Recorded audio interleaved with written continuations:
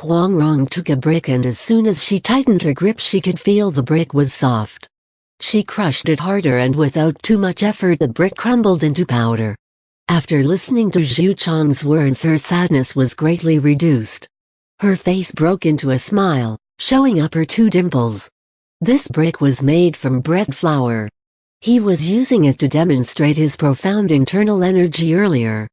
Qu Qianren's face turned from pale to red and back to pale. He was greatly ashamed. He thought with the news of Huang Yaoshi's death everybody's attention could be diverted, that he would find an opportunity to escape. Who would have thought that his scheme was revealed by Zhu Chong? He flicked his sleeve and turned around to walk out. But Mai Chaofeng reached backward and snatched his body, then threw it on the ground. "You said my master passed away, did you tell the truth?" she asked menacingly. Qu Qianren was too much in pain to say anything, he was only whimpering. Huang Rong saw the grass was half burned. She immediately realized what happened.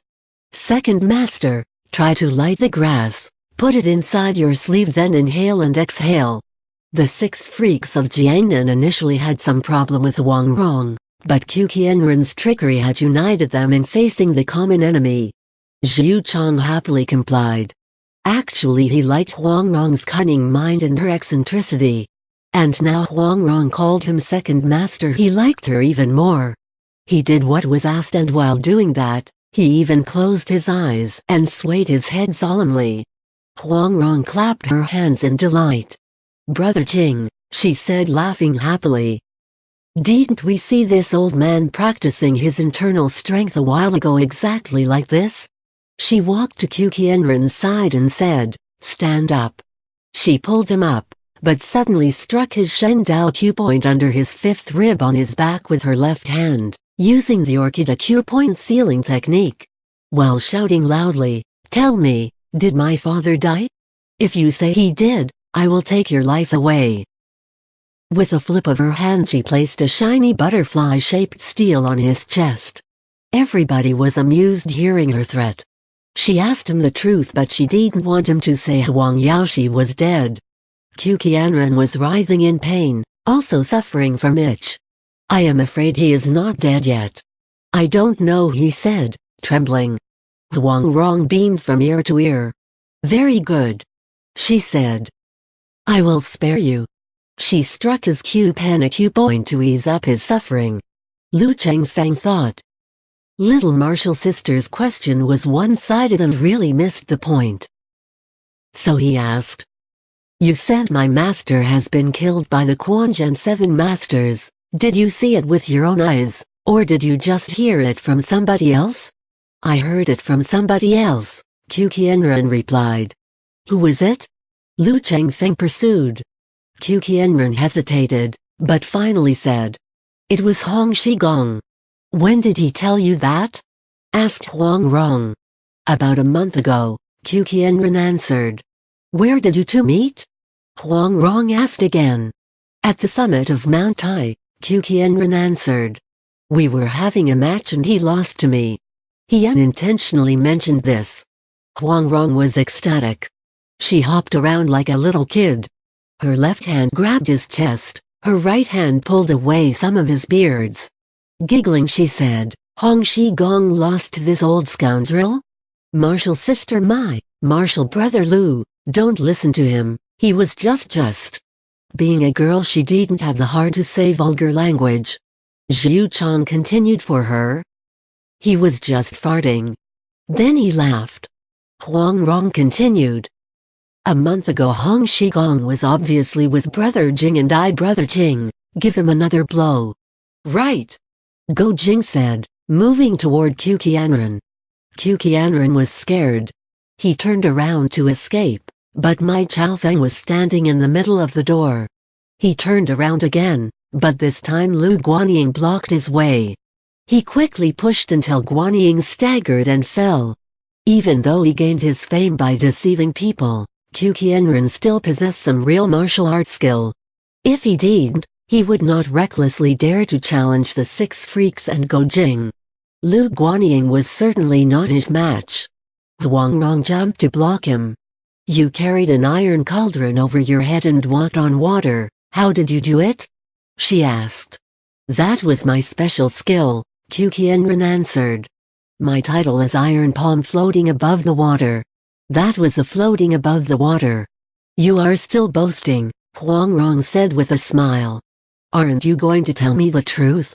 I am old, my martial art is not as it used to be, Kukienran answered. But my lightness kung fu has been trained to perfection. Very well, Huang Rong said. There is a large golden fish bowl outside at the courtyard. Why don't you demonstrate your floating above the water that everybody can see your skill? Just go out the hall, turn left underneath the sweet-smelling osmanthus tree.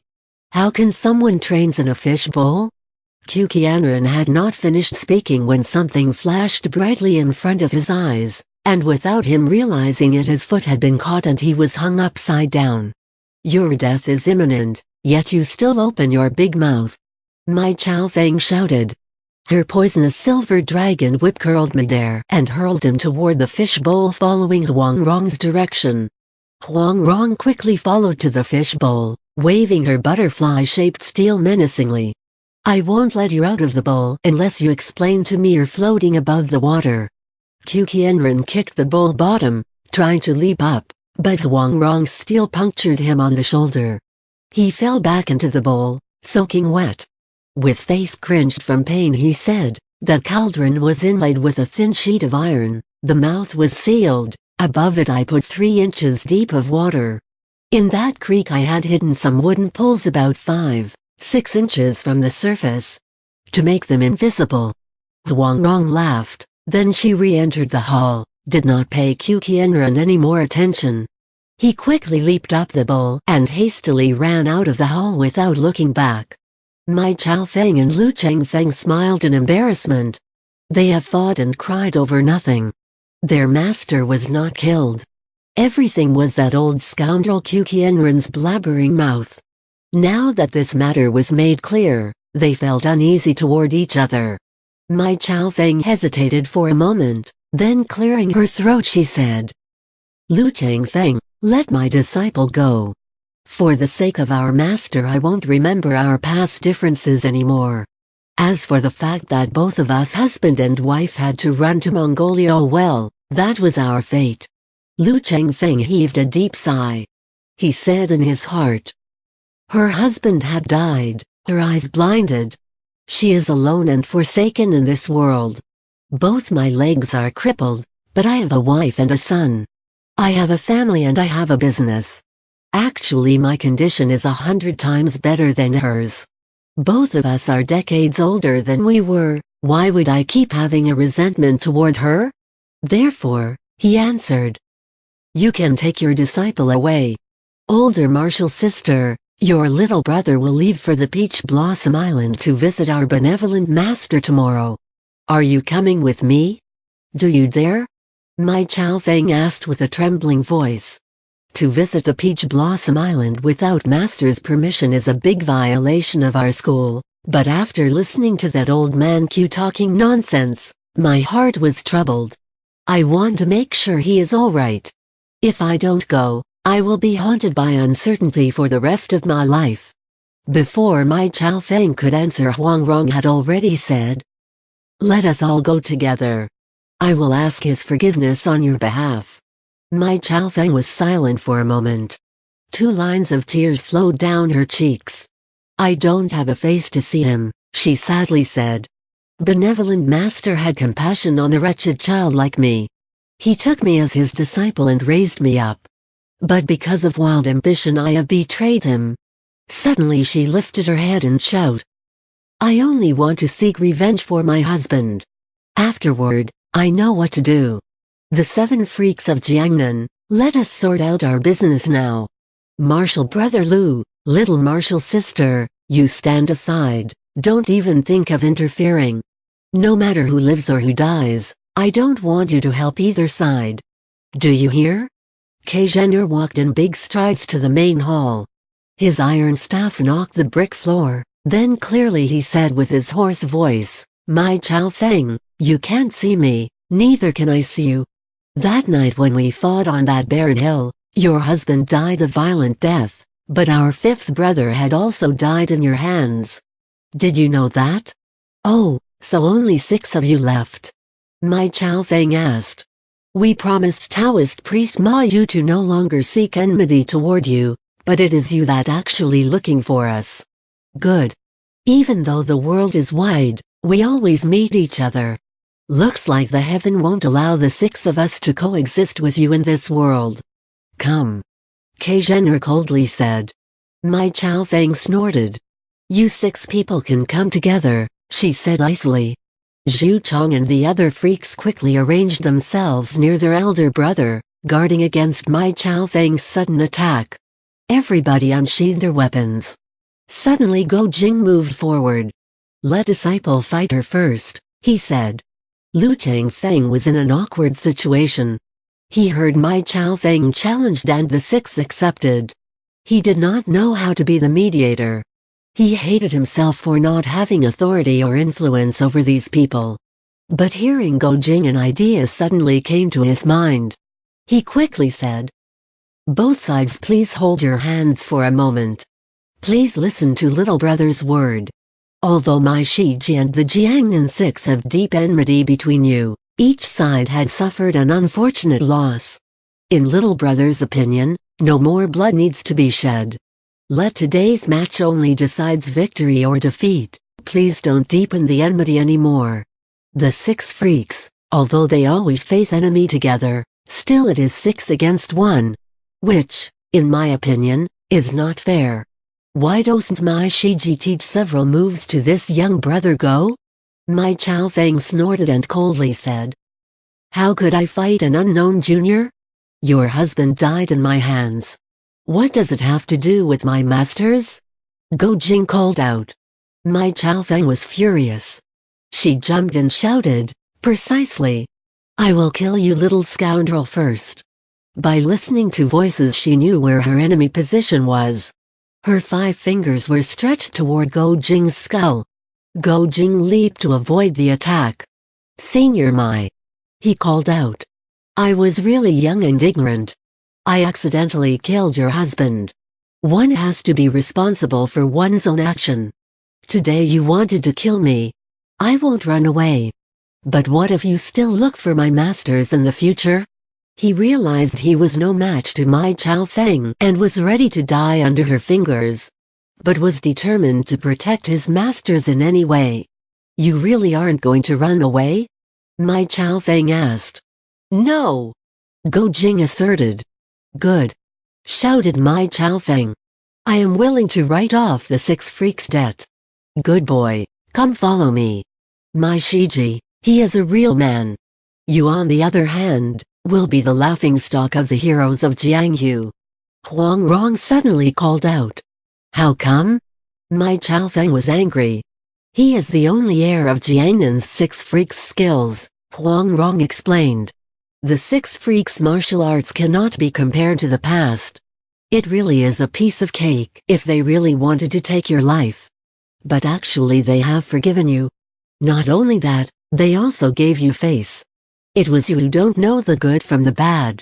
Yet you are still boasting. Bah! I want them to forgive me? Mai Chao Feng was furious. 6 freaks, your martial arts improved greatly? Want to try? Why would they want to personally fight you?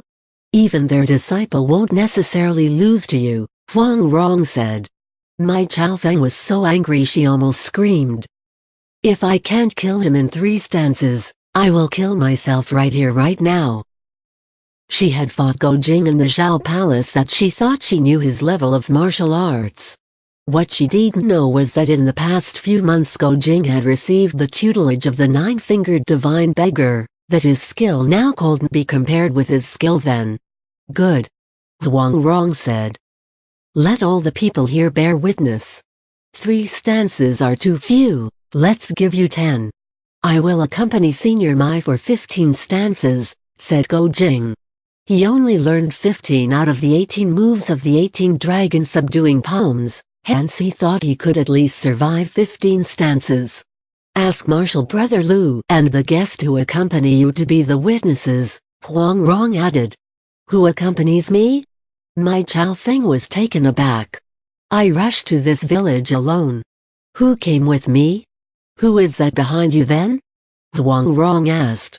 My Chao Feng threw a backward punch, quick as lightning.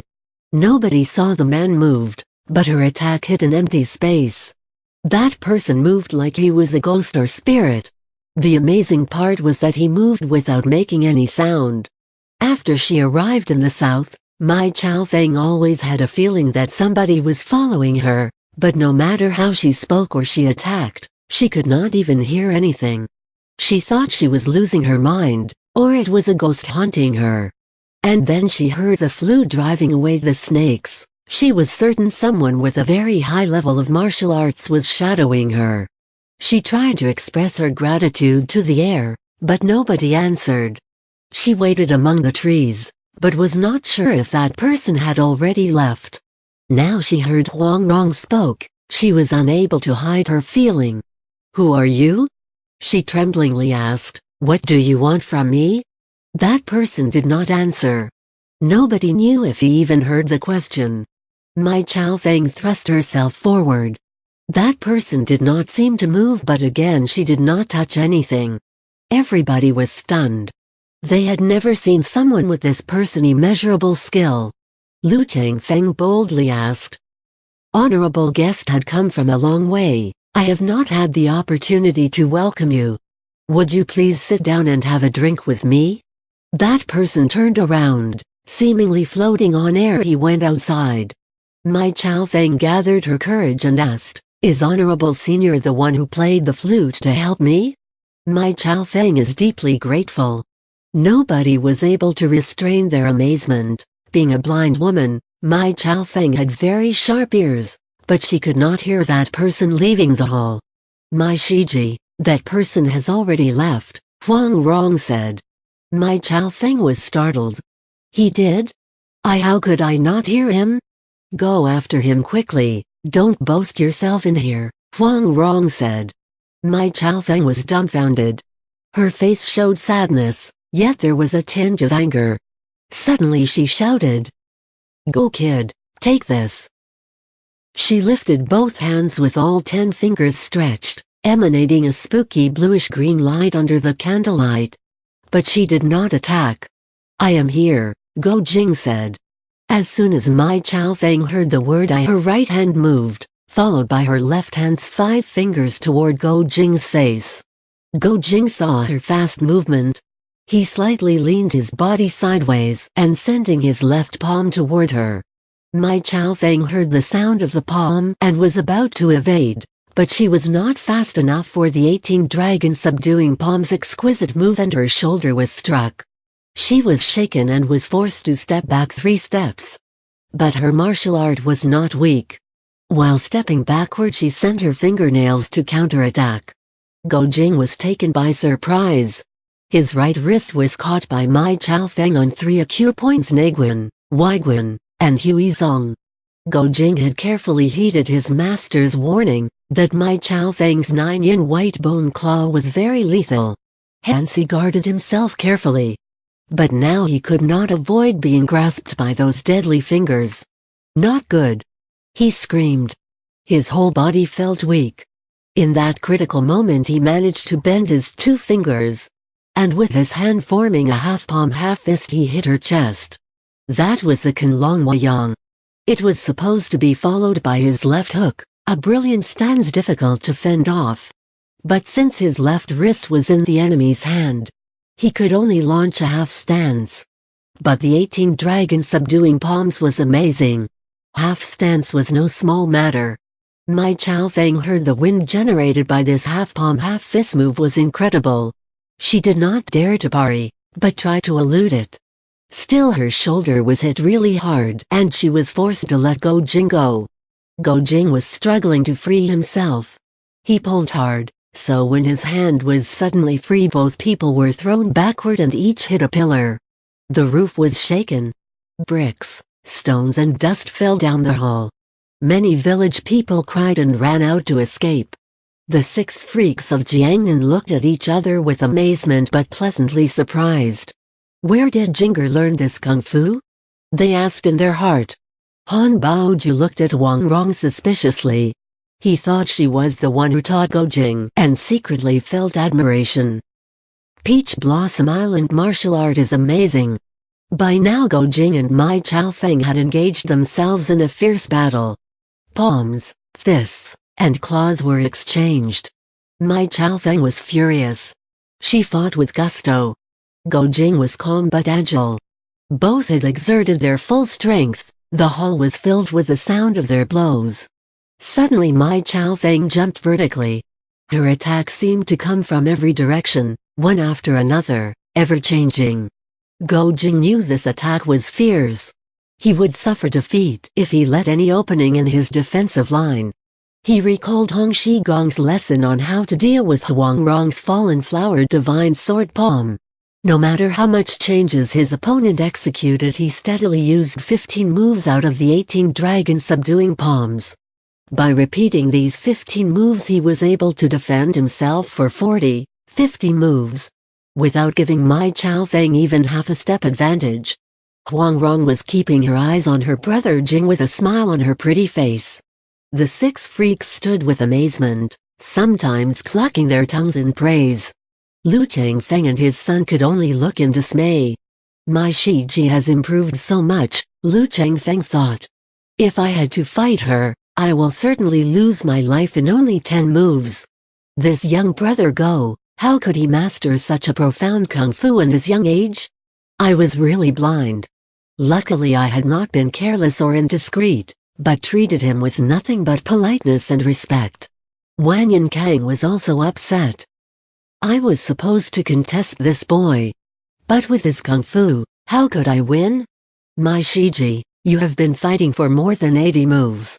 Why don't you admit defeat? Huang Rong loudly called out. Actually they have fought for only about 60 moves, but she exaggerated by adding 20 more moves.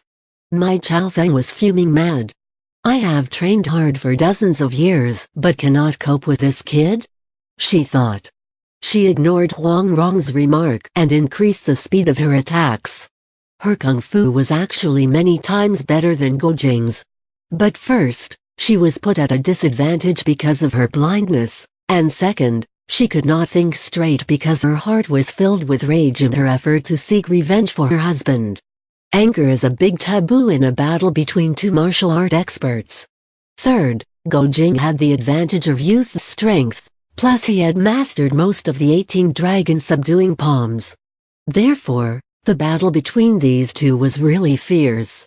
After about 100 moves, Mai Chaofeng started to recognize and became more familiar with Gojing's 15 moves. She knew Gojing's line of defense was formidable.